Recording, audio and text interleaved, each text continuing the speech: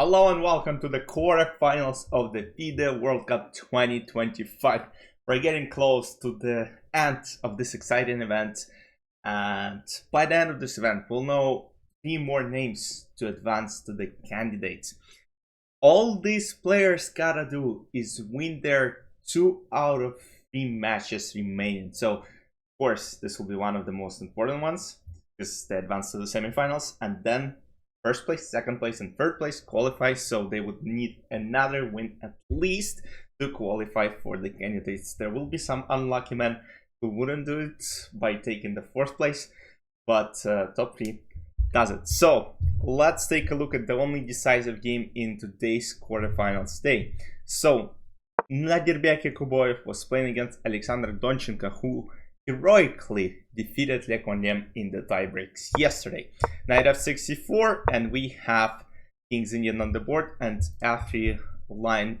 Very interesting, specifically on this level, because you would expect to see something like Knight c3 as opposed to f3, very rare line. But let's see what happens. c5, d5, d6, c4, bishop g7.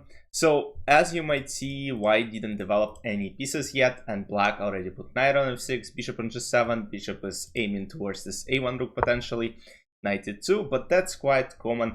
I actually haven't seen f3 played on top level, so that was very exciting to see. And to me it looked like Nodirbek prepared some lines and got an extremely good position, or he had this position in his files before and just, you know, remembered, because if you look at the time management, he already spent 8 minutes at this point. Takes a6, and now a4. So the idea of a4 is just to not let black take space by playing b5. So so a4, knight h5. So the idea of knight h5 right now is black opened up the bishop, and they also threatened queen h4. So queen e2 was played, bishop d4, g4, queen h4, and you're like, I mean, are these grandmasters? I mean, what is he doing? King d1. And here you might ask, why not knight g3? Because it's a fork, right? If queen moves, knight h1, and if takes. So the point of let's say knight g3 is that there is queen e1 and there is a pin with this queen, and they're actually losing a piece. So bishop e5, let's say you still can take because of this, but now bishop e2, and now h6 g3 is a serious threat, and there is no way to protect the knight. Knight f5 will just take. So what happened in the game? Knight goes back to f6, king c2. Queen is kind of out of place. Yes, I mean, there is a potential knight d7, knight 5, queen goes back, but it already doesn't look too good. Bishop f4, queen f6, bishop e3, knight f5, and now knight d2 protecting the pawn on f3. Queen goes back to h4, so Alexander moved once, twice, third time. So not good.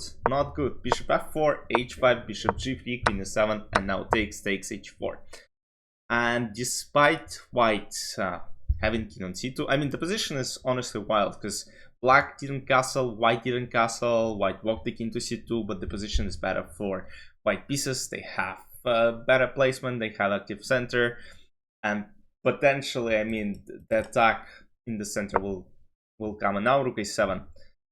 Yes, and after e5, it already looks completely lost from positional standpoint, just because it's just hard to develop. I mean, at some point black would need to sacrifice something in order to get some pieces active, and bishop is useless. This bishop is okay. I mean, I can't say it's bad, but it doesn't do anything. Knight on b8 is still, like, this knight is my main concern in this rook, because knight has to go somewhere to c5 potentially, but or let's say h5, but then you have to spend a lot of time. Rook h8, knight d7, knight f6, knight h5, and by the time black do this, I mean, white will come up with some different attacking solutions.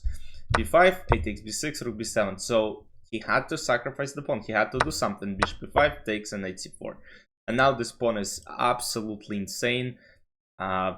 Yes, I mean, white have given up a bishop, but it doesn't really matter because the position is just very powerful. So knight e5 takes, and pass pawn. Queen e3, rook b6, and now b4.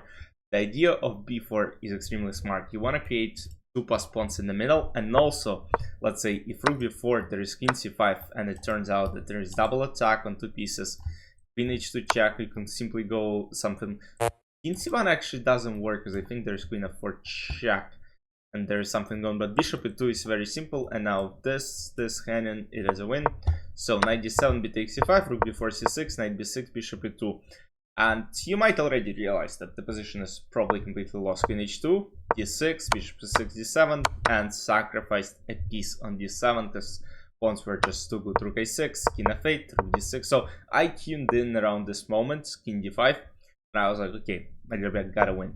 So there are some tricks because look, the king is still on c2, there are a lot of knight a4, queen e2 ideas, so there was a possibility, but after rook g6, I mean, it looks like it's all over because now f takes g6, king d8, and you basically take the rook back and then the knight as well. So knight e6, king d6 check, rook has to go. So here it's the problem of simplification. There is a move like rook g8, but it's not as powerful. So Nodirbek decided to keep the rooks on the board. f6, king b8, rook e8, rook g8, and now he takes it right like that, and now it is a win.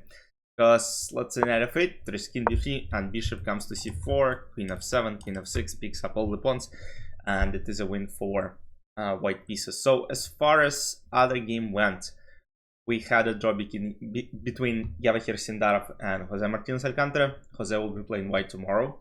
Wei E Arjun finished within an hour, so Arjun made a comfortable draw with black pieces. Tomorrow plays with white, and as you might see here, by the time 1:35 on the clock, he started with more time than the game than he had in the beginning of the game. So it's insane. Sam Shankland, Andrei Spenka once again a draw. Nothing could be done. Andrei is playing white tomorrow, and the only decisive game is Nodirbek Yakubboev and Alexander Donchenko. So let me know in the comments who do you think will advance. Of course, Nodirbek now made just a huge advantage for himself. He's playing with black tomorrow. Let's see how it goes for him. Alexander proved in this match that he can win the games, but sometimes it takes a lot of effort and nerves. So, but in other pairs, there's just a lot of to be seen. It's all draws, and tomorrow Jose white, Arjun white, Andrei white. So two favorites in their pairs like Erigazi and Dispenka, and underdog Jose Martinez with white. So let's see what happens. I'll see you tomorrow after game number 2. Bye bye.